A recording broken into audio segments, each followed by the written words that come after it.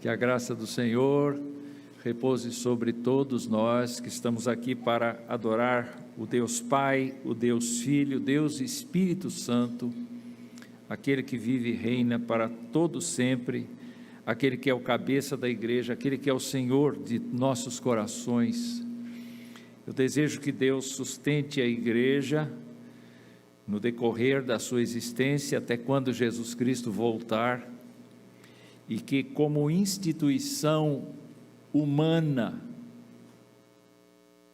o conselho da igreja seja muito abençoado na tomada de decisões, a junta diaconal seja conduzida no espírito de caridade, as lideranças internas da igreja sejam sustentadas pela graça de Deus e tenham capacidade de vinda de Deus para liderar os diversos grupos que a igreja tem, os diversos ministérios que acontecem por conta dos dons que Deus derrama sobre a igreja.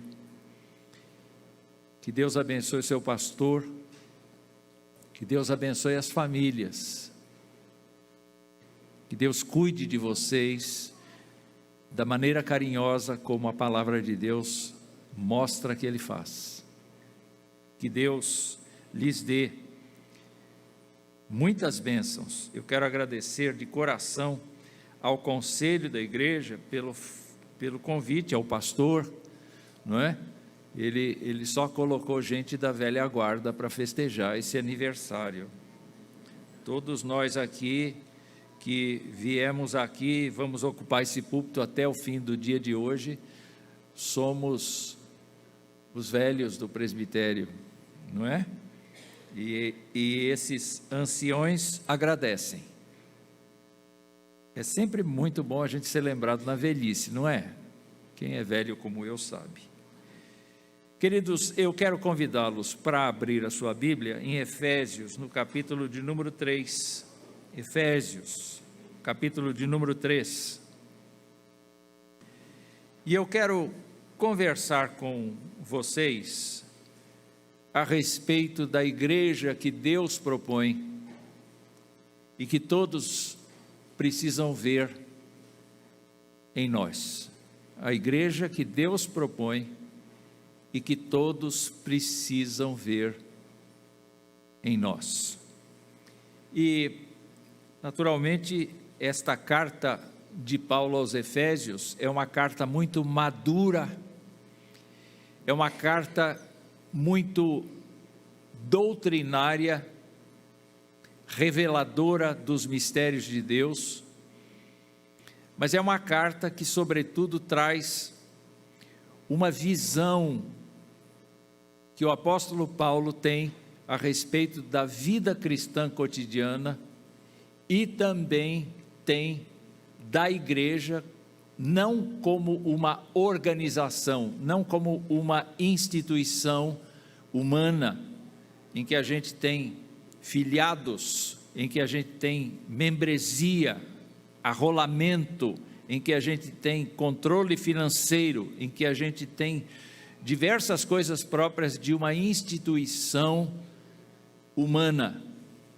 Muito mais do que isso, o apóstolo Paulo quer apresentar aos Efésios uma igreja que se baseia na visão espiritual do que significa a igreja como corpo de Cristo, como edifício de Deus, baseado em Jesus Cristo, a pedra angular, e nos apóstolos e profetas que compuseram as Escrituras e que trouxeram para nós as luzes do que devemos crer, do que devemos aceitar.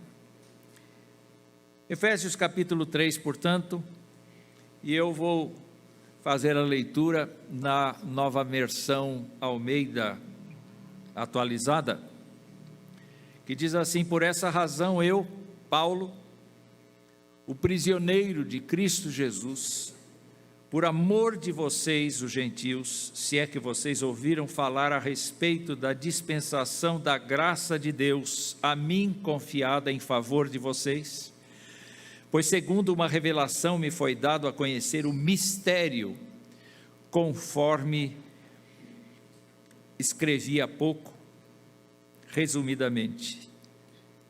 Ao lerem o que escrevi, poderão entender a minha compreensão do mistério de Cristo, o qual em outras gerações não foi dado a conhecer aos filhos dos homens, como agora foi revelado aos seus santos apóstolos e profetas pelo Espírito.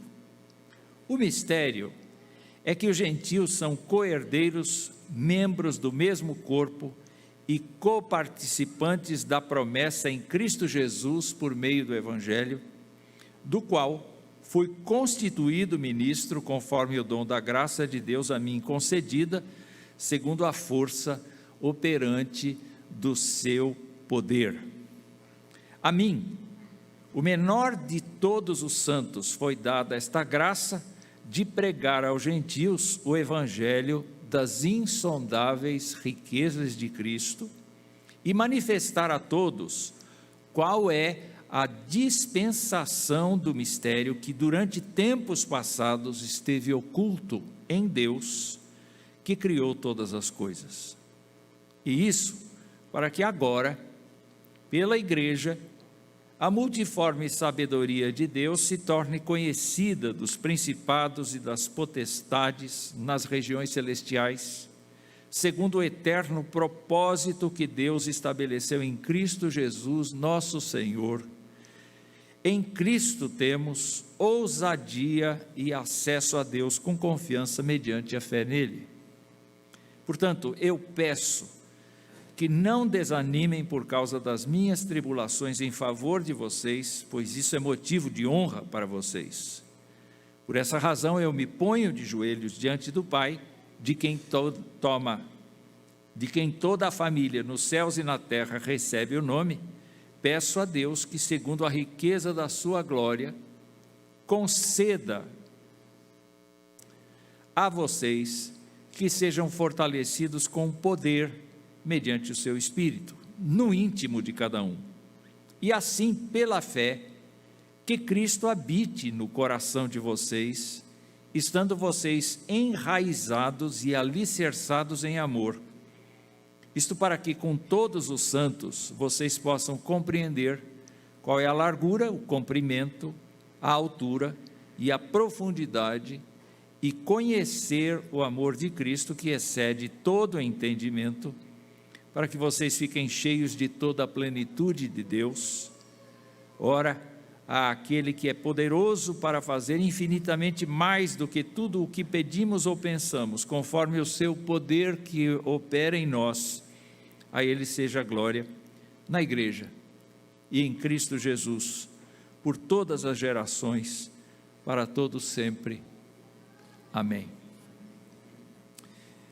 Quando o apóstolo Paulo falava com esses crentes, eu posso imaginar que ele usava um secretário, porque várias das cartas que ele escreveu têm a mesma ideia, a mesma raiz, mas existem palavras, ou existem termos, ou existem aplicações que são um pouquinho diferentes umas das outras, o que nos faz pensar que o apóstolo usava um secretário.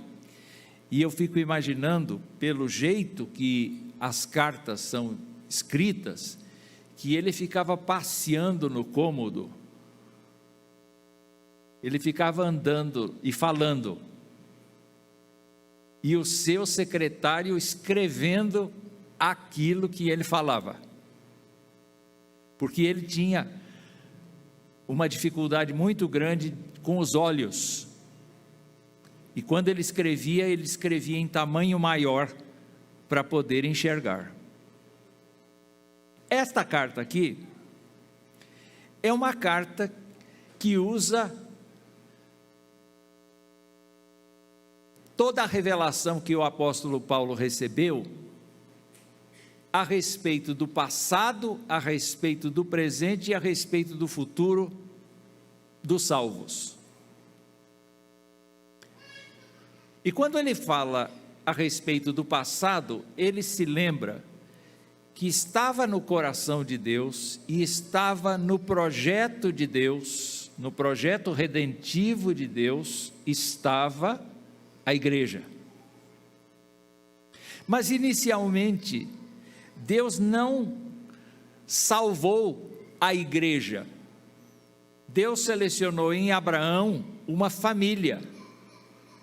E dentro dessa família, Deus foi dando para essa gente a sua palavra, as suas promessas, a sua forma de agir, as suas intenções. E Deus foi levantando no decorrer da história homens e mulheres que lideraram essa nação,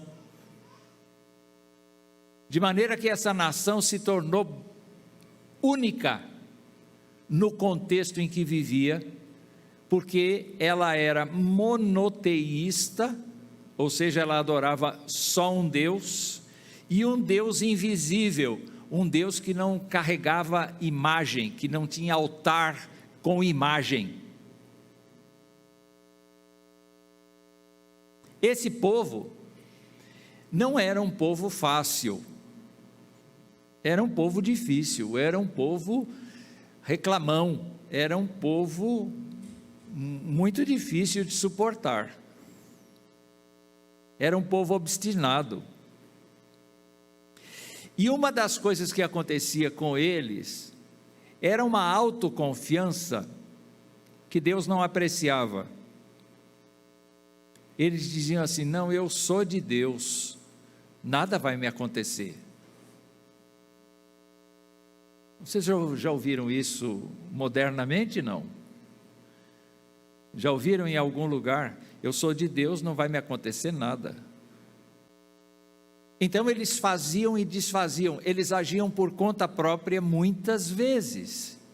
E por conta disso, eles eram duramente castigados. Quem lê a história desse povo percebe que eles muitas vezes apanharam, acho que mais apanharam do que qualquer outra coisa. Embora vissem a glória de Deus, as manifestações da bondade de Deus, logo se esqueciam dessa bondade, dessa misericórdia e praticavam o erro, a insubordinação, a arrogância. O que eles não sabiam é que Deus vinha preparando o Messias, que seria do próprio povo. Jesus Cristo seria um judeu legítimo. E a Bíblia nos mostra então que Jesus Cristo veio, mas os seus não o quiseram, os seus o rejeitaram. Continuam esperando um Messias da descendência de Davi, não todos, mas alguns, ou a maioria deles, continua achando que só eles têm Deus no mundo. E é irônico ver como Deus faz, porque, meus queridos irmãos, a Bíblia nos conta que Deus, para começar a pregação fora do judaísmo, foi escolher um judeu legítimo, um dos piores judeus que a gente encontra na história, um dos melhores, por ser zeloso pelo judaísmo, mas um dos piores para o cristianismo, porque virou perseguidor do cristianismo. E foi justamente esta figura que teve um encontro avassalador com Jesus Cristo, que transformou a sua vida e disse assim: pois é, eu escolhi você não é para falar para judeus não, você vai falar para os não judeus. Esse é o mistério. Quem não é judeu aqui foi alcançado por esse mistério. E qual é o mistério? É que não existe mais diferença de raça, de língua, de cor. Não existe diferença entre pessoas e pessoas. Todos aqueles que confessam a Jesus Cristo como seu Senhor e Salvador fazem parte dessa igreja, e o apóstolo Paulo é comissionado para ser uma das colunas dessa igreja. Então, quando ele fala com os crentes efésios, o seu coração está cheio de confiança para o fato de que ele é um legítimo representante do Senhor Jesus Cristo na terra. E ele é uma pessoa que recebe oráculos da parte de Deus, revelações da parte de Deus, e por meio do estudo do Antigo Testamento, ele consegue desenvolver algumas afirmações bíblicas e teológicas que devem fazer sentido para nós hoje de manhã. Por exemplo, o apóstolo diz que é pela igreja, não pela comunidade organizada, mas pelos crentes salvos aqui dentro, somados a todos os crentes salvos que estão por aí, em outros templos, em outras denominações, todos os salvos, todos. Então essa é a igreja, nós estamos falando dessa igreja invisível, que a gente não localiza com os olhos aqui. Esta igreja é que declara aos principados e potestades a glória de Deus. Essa igreja é que ensina anjos e demônios, instâncias de autoridade do mundo espiritual. É o que ele diz no verso de número 10, quando ele diz assim: pela igreja a multiforme sabedoria de Deus se torne conhecida agora dos principados e potestades nos lugares celestiais. Quer dizer, um dos ministérios da igreja não é apenas pregar o evangelho a toda a criatura, mas um dos ministérios que Paulo mostra aqui é que, além de nós agora participarmos do corpo de Cristo, o nosso compromisso é divulgar a sabedoria de Deus no plano espiritual, a fim de que esses seres espirituais aprendam. Você sabia disso? Você sabia disso? Se você tem que demonstrar a sabedoria de Deus para os principados e potestades, qual deve ser o estilo de vida que você precisa ter? Um estilo de vida onde o evangelho seja algo mecânico? Onde o estilo de vida seja que o evangelho seja uma parte da sua vida, mas não todo ele, não toda a sua vida? Uma parte em que o evangelho seja uma das coisas que você faz, mas não tudo que você faz, não é sua prioridade absoluta? Para Paulo, o evangelho do Senhor Jesus Cristo e adorar o Senhor Jesus Cristo era a prioridade absoluta, era o que ele mais fazia. E consequentemente, quando o apóstolo olhava para Jesus Cristo e o servia, ele estava trabalhando, ele estava se relacionando com pessoas, ele estava se sustentando, ele estava viajando, ele estava executando a sua tarefa de ser humano. Só que a prioridade dele era Jesus, porque ele sabia que ele tinha sido posto como um crente na terra, e ele tinha entendido que, como crente na terra, ele recebia de Deus a graça para expor a sabedoria de Deus para quem quisesse ouvir, mas ele também comunicava esta sabedoria aos principados e potestades. Isso é uma coisa tão diferente, é uma coisa tão longe de um cristianismo pragmático, de vir à igreja, cantar, orar, ouvir um sermão e ir embora para casa, ligar a televisão e esquecer o que aconteceu. É tão diferente de agir como um cristão no domingo e na segunda-feira já adquirir outros vícios sociais que as pessoas têm. É tão diferente da gente ficar encarcerado na mídia. É tão diferente da gente ficar preocupado com as situações que nos cercam. E o apóstolo, então, arremata esse contexto todo, dizendo que em Cristo nós temos ousadia e acesso a Deus com confiança mediante a fé em Jesus Cristo. Em outras palavras, embora nós estejamos sentados nestes bancos e neste recinto, na verdade, em espírito e em verdade, a gente está onde? A gente está diante do Deus Altíssimo agora. Na verdade, se nós tivermos a consciência de que nós estamos diante do Senhor, nós não devemos ter medo nenhum de estar diante do Senhor, porque o Espírito de Deus nos dá ousadia para entrar na sua presença, porque Jesus abriu um novo e vivo caminho pelo qual nós temos acesso a Deus. Então nós estamos nos consultando com o Criador de todas as coisas e nosso Salvador. É aí então que a gente se pergunta: o que Deus propõe para nós? O que Deus quer que as pessoas vejam em nós como igreja? E eu vou sugerir algumas coisas. Por exemplo, o apóstolo Paulo ora. A partir do verso 14, ele faz uma oração. É a segunda oração que ele faz nessa carta.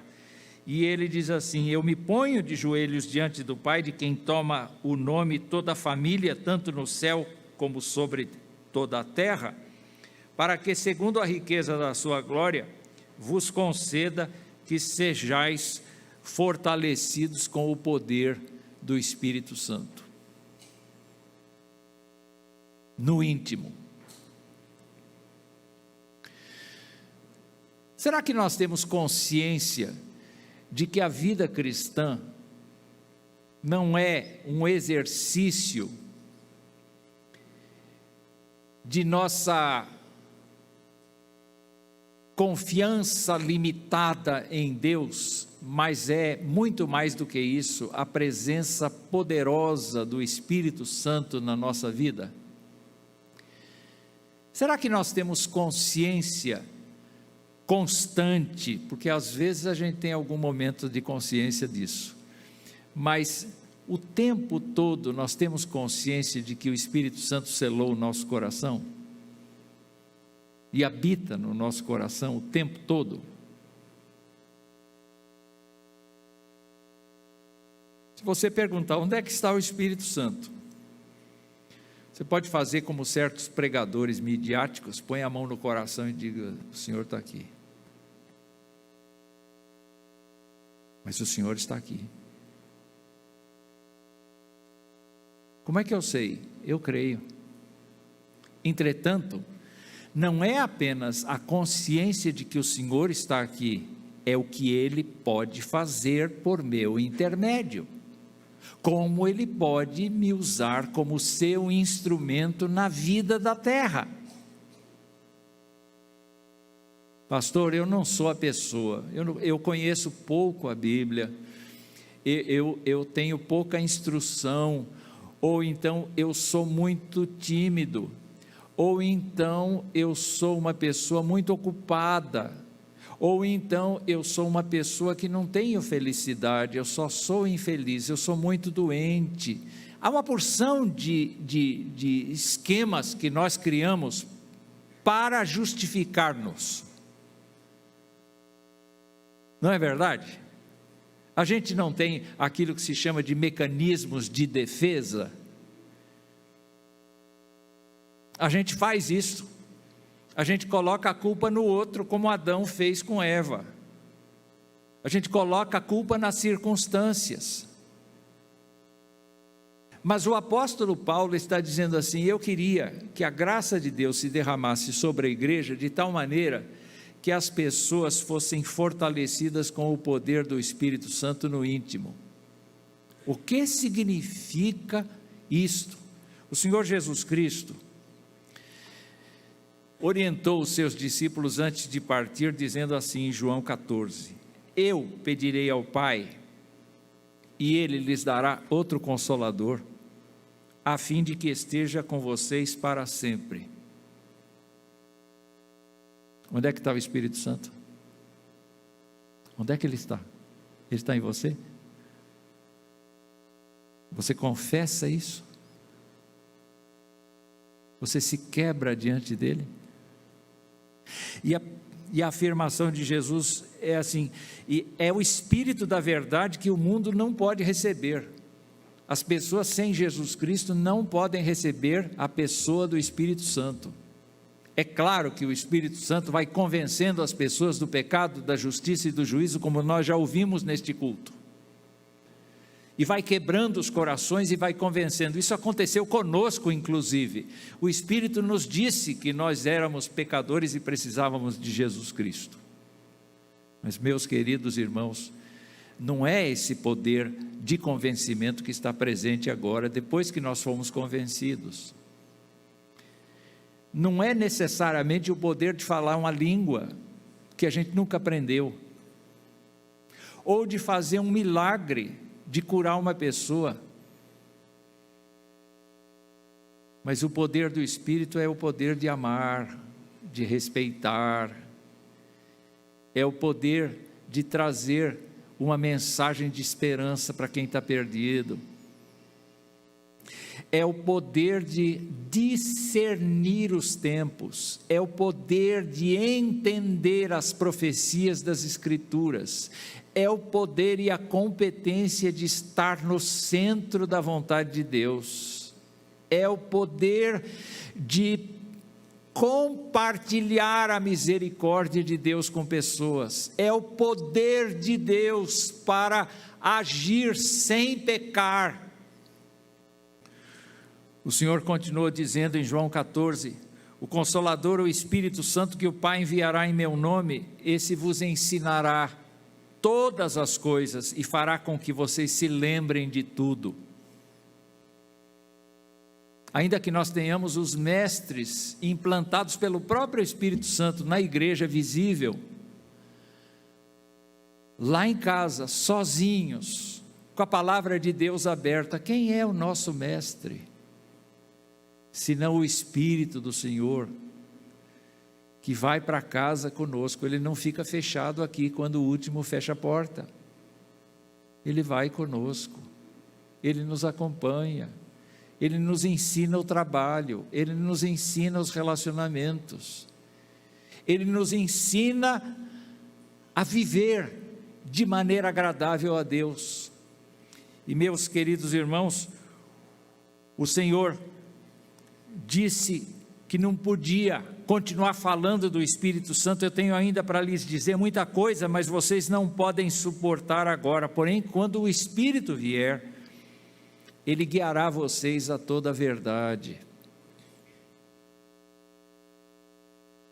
Não se guiem pela internet,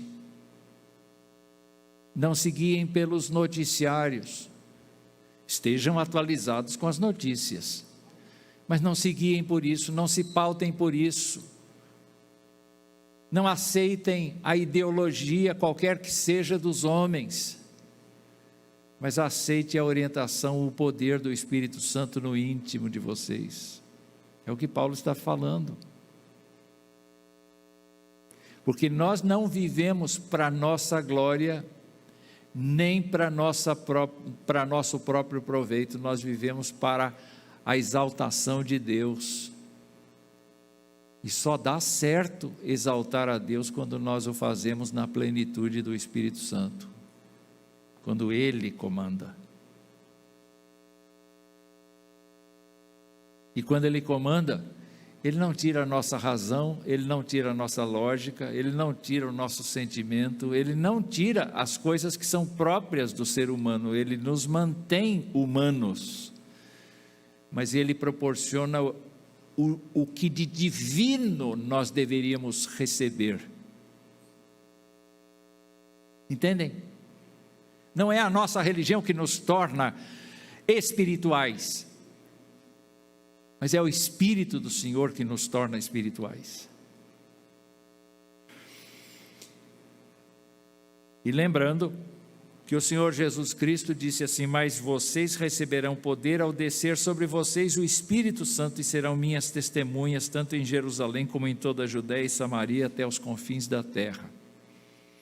O Evangelho chegou a Salto, a cidade de Salto, não foi por vontade humana meramente, mas foi uma vontade humana controlada pelo Espírito Santo de Deus, orientada pelo Espírito Santo de Deus, e as pessoas estão aceitando a Jesus Cristo nesse auditório, não por argumento pastoral, por força de sermão, ou por força de grupos pequenos, ou de aula de escola dominical, mas porque o Espírito Santo de Deus está mudando o caráter, está mudando a natureza das pessoas, habilitando as pessoas para crer, para confessar a Jesus Cristo.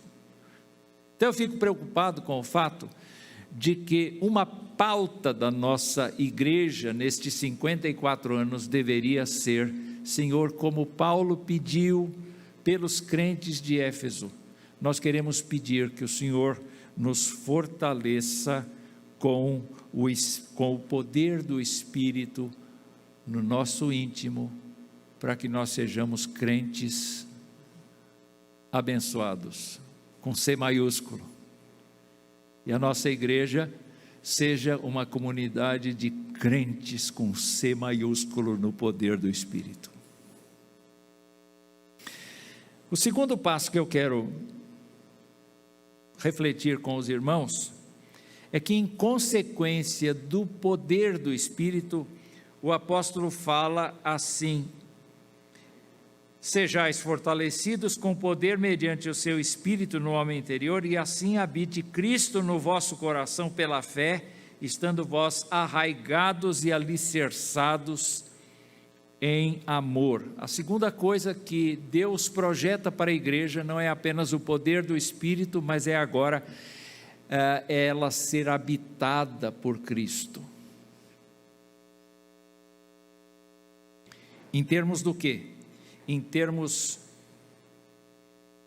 de fé, mediante a fé, alicerçados, enraizados em amor. Meus irmãos, a convivência humana é muito difícil. Eu tenho a impressão que o lugar mais confuso que acontece é justamente dentro da nossa casa, debaixo do nosso telhado. Porque aí as pessoas não têm como esconder como elas são. Não é verdade?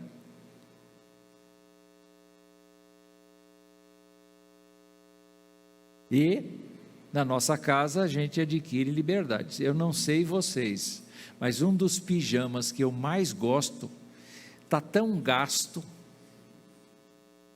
mas tão gasto, que a minha esposa está começando a me ver.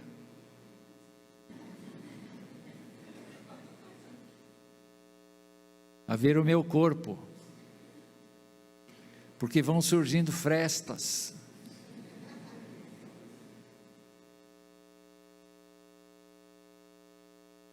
Não é este rapazinho bonitinho, que vocês estão enxergando aqui uma vez e já vão esquecer,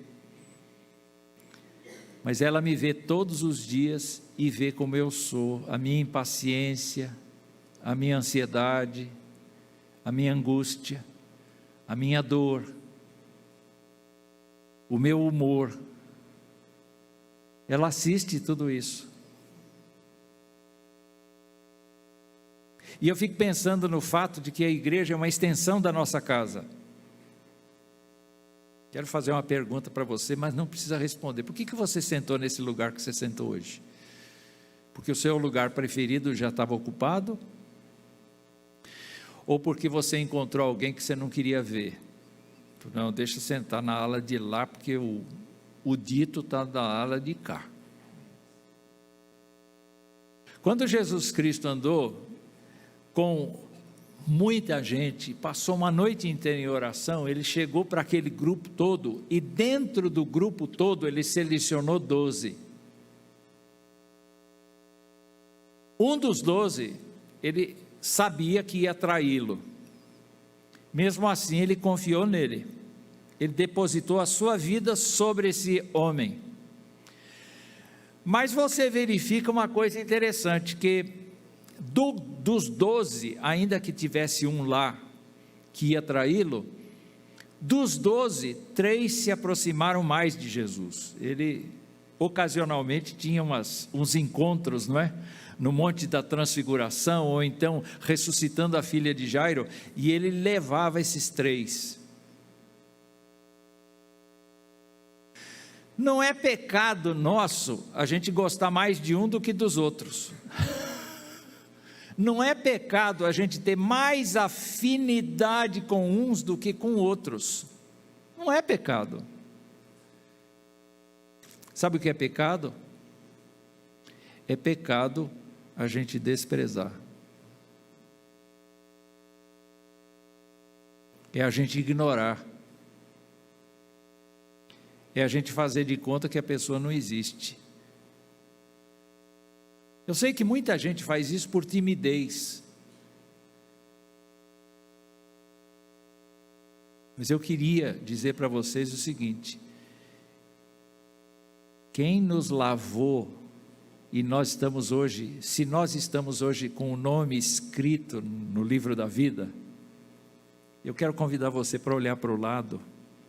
Olha para o lado, faz um exercício de pescoço. Olha para o lado, olha para trás. Essa gente que você está visualizando, é gente que, se Deus salvou, escreveu o nome no livro da vida. O sangue de Jesus Cristo cobriu essa pessoa, que você eventualmente só sabe o nome, que você nunca parou para conversar, que você não sabe se gosta ou se não gosta. Não importa se você gosta ou se não gosta, porque Cristo gosta. E Cristo gosta de você e gosta dele, ou gosta dela. E é por isso que a gente tem que tratar o povo de Deus com honra. É por isso que Paulo dizia para os crentes efésios: não mintam uns para os outros. É por isso que Paulo dizia assim: olha, assim como Cristo vos perdoou, perdoai também. Então faça um exercício, comece pensando nas pessoas que te aborrecem dentro de casa. Se livre disso.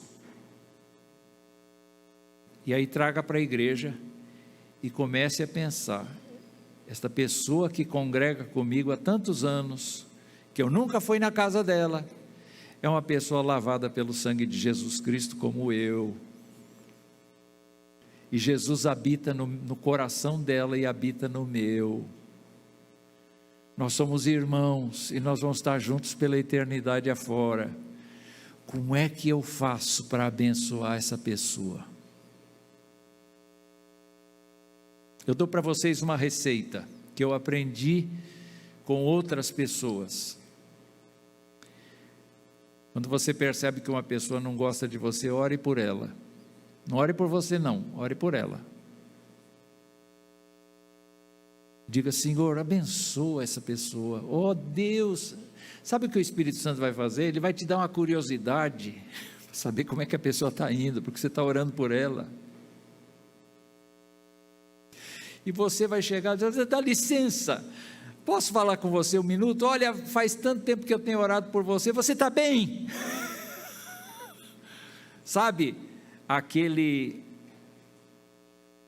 aquela autoproteção desaparece, porque você tem a concepção de que uma pessoa habitada por Cristo mediante a fé, está alicerçada e está com raízes profundas no amor de Cristo.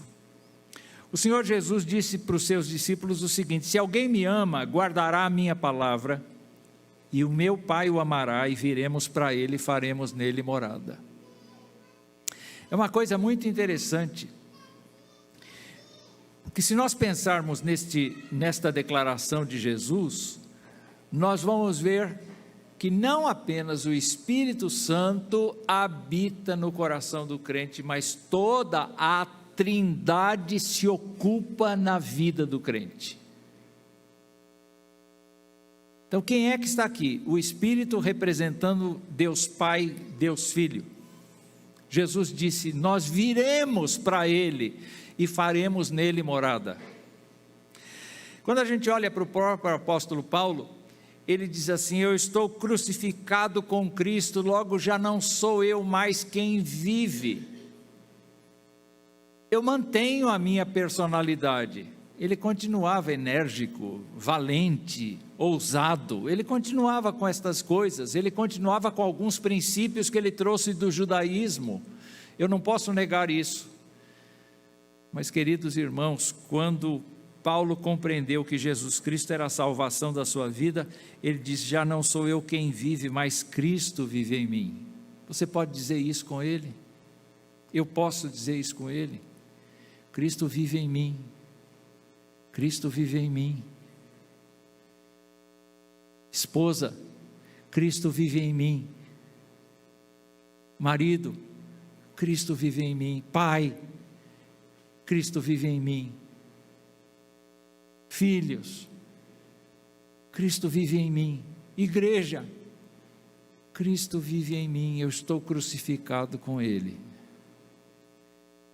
Esse viver que agora tenho na carne, diz Paulo, vivo pela fé no Filho de Deus, o qual me amou e se entregou por mim. E Paulo diz assim, que essa habitação de Jesus vai evidenciar o fruto do Espírito na vida da gente. E eu gosto muito dessa passagem, porque um crente verdadeiro não fica pronto do dia para a noite, nem termina de ficar pronto nessa vida. Se algum crente aqui disser: chega, eu já cheguei no máximo da vida espiritual que Deus pode dar, mentira! A gente não para de progredir, e a gente vai dar um salto de qualidade quando partir para a glória de Deus. Mas ele diz assim: o fruto do Espírito é amor, alegria, paz, longanimidade, benignidade, bondade, fidelidade, mansidão, domínio próprio. Contra estas coisas não há lei, e os que são de Cristo Jesus crucificaram a carne com suas paixões e seus desejos. Quando um crente chega e diz assim: eu estou experimentando uma paz tremenda na minha vida, no meio de todas as preocupações que estão aqui na sociedade hoje, eu estou tranquilo, porque eu sei que Deus está cuidando de todas as coisas. Quando um crente fala isso, queridos irmãos, não vem dele, não é autodomínio, não é autocontrole, é mais do que isso. Quem faz uma pessoa viver de maneira equilibrada é Jesus habitando no coração e o fruto do Espírito se manifestando. Quando foi a última vez que você amou desinteressadamente? Quando foi a última vez que você teve uma alegria intensa, um gozo inefável, uma alegria muito grande? Quando você experimentou a paz de Deus, que excede o entendimento? Quando foi que você teve muita paciência, uma paciência que você diz: não sou eu? Quando foi que você teve tudo isso? Foi naquele momento em que o Espírito assumiu o controle da sua vida e ficou muito evidente que Jesus Cristo era Senhor do seu coração.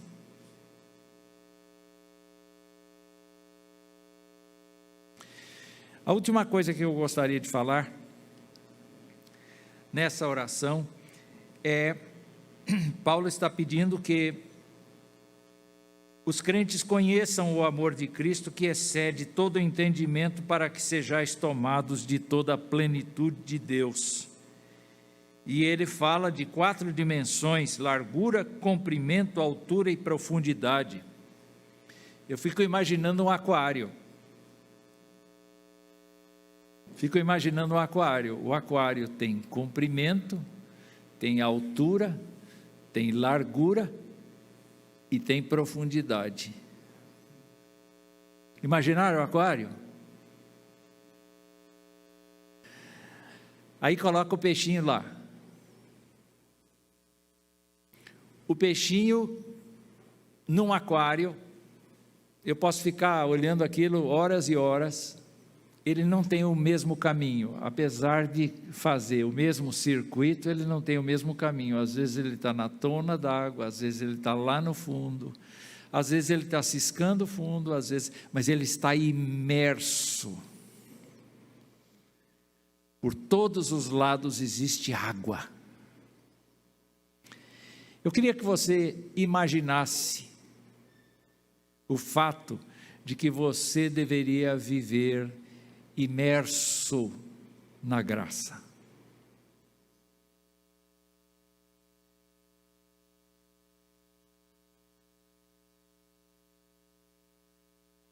De vez em quando a gente quer respirar poluído, então a gente sai, não é que sai da graça, a gente abandona os privilégios da graça para tentar viver a nossa vida desgraçada.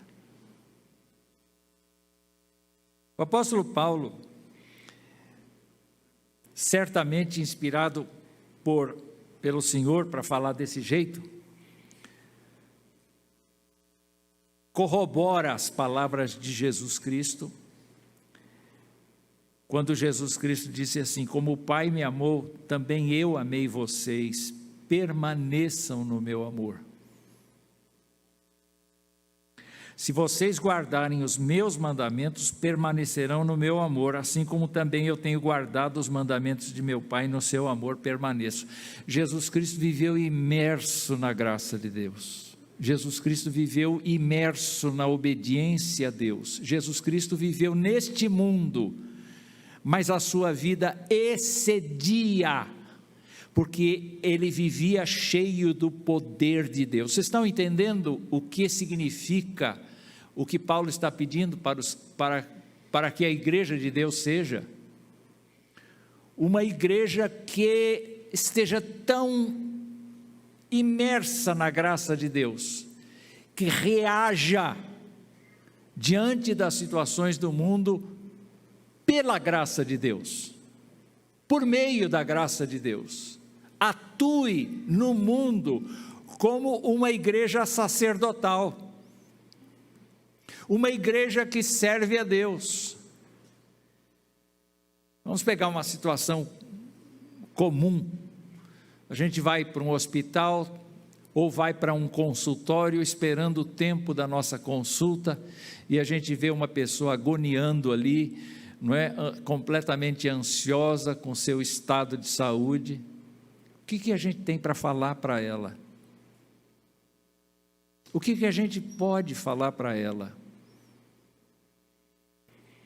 Uma sugestão, a gente pode começar assim: olha, o Deus a quem eu sirvo cuida de mim.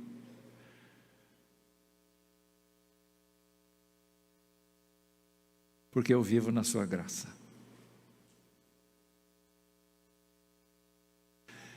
Mas você está aqui no consultório, como eu. Você tem que fazer uma consulta médica como eu. Você tem um problema de saúde como eu. Não, todos temos. Só que a minha vida é dele. E eu sou capaz de dizer, como Paulo, o seguinte: para mim morrer é até vantagem, porque eu já vou para a presença dele, que é muito melhor.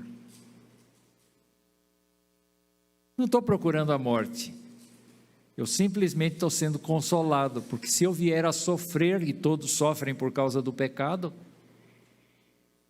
eu tenho quem me guarda. Quando eu fechar os meus olhos, eu sei quem me puxa para perto de si. Amém? E o Senhor então ensinou a Paulo o seguinte, ele disse: o amor de Cristo nos domina, nos constrange, porque reconhecemos isto, um morreu por todos, logo todos morreram, e ele morreu por todos, para que os que vivem não vivam para si mesmos. O que o mundo precisa ver na gente é um grupo de pessoas que não vivem mais para si mesmas, vivem para a glória de Deus.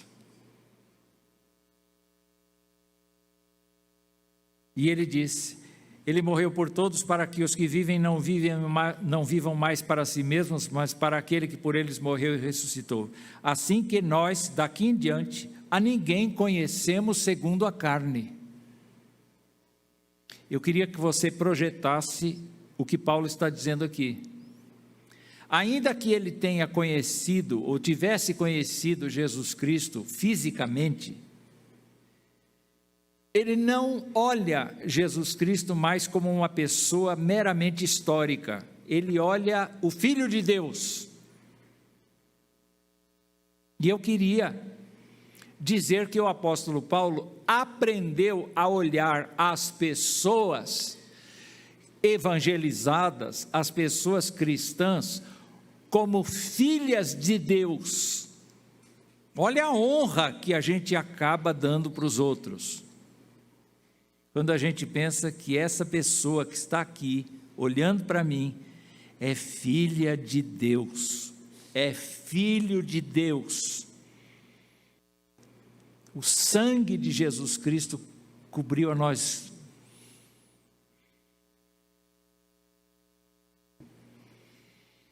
Se alguém está em Cristo, ele termina: é nova criatura, as coisas antigas já passaram, eis que se fizeram novas. Então, queridos irmãos, segundo a oração de Paulo, a igreja que Deus propõe é que seja uma igreja fortalecida com o poder do Espírito Santo no íntimo, é uma igreja em que Cristo habita mediante a fé, com raízes e alicerces no amor, e, por último, aquilo que foi dito a respeito de nós entendermos as dimensões do amor de Cristo e vivermos cheios da plenitude de Deus.